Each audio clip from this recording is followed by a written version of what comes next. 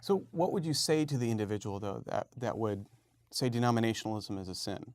I mean, on these grounds, because it seems that what we've done is we've created like these homogenous subgroups, and you and I don't get along, and so instead of us hammering it out together or learning to live in love, despite the fact that you and I have a disagreement on whatever topic, what we do is we agree to disagree and we go our own ways, and then we go find other people that agree with us, and so our churches end up being homogenous subgroups of Christianity, and so somebody might pipe up and say, because of this, I think denominationalism is a sin. How would you respond to that?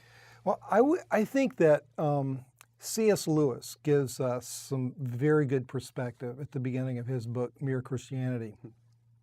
He talks about God's house being this great hall. Yeah. And there being a common life that we can all share living in the great hall.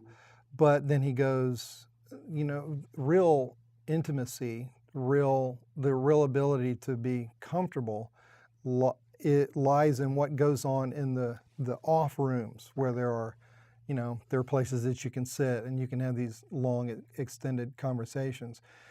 And I think it's helpful to have that sort of paradigm in mind, where the church at large is a great house with a great hall.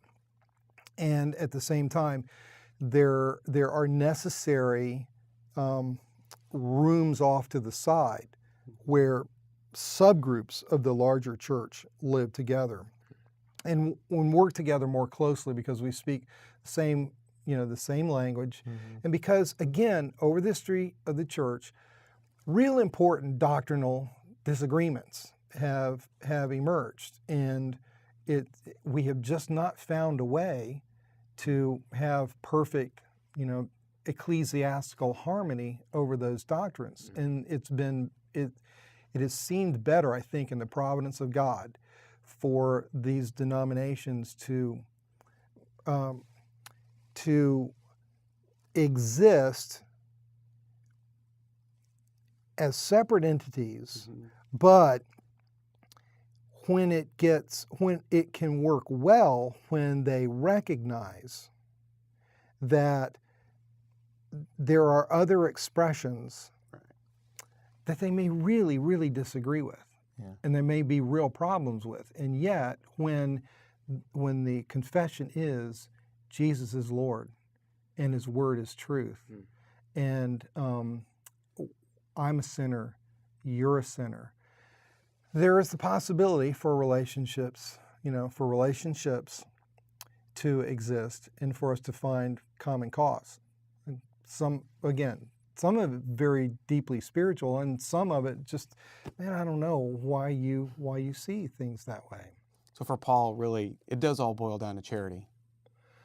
Well, it's what he says. I like what he says in Ephesians, speaking the truth in love, and sometimes there's some burn on one side of that or the other. It's not a love at the expense of truth, but it's also not a commitment to truth. It just, I'm going to blow you off because we don't agree on everything.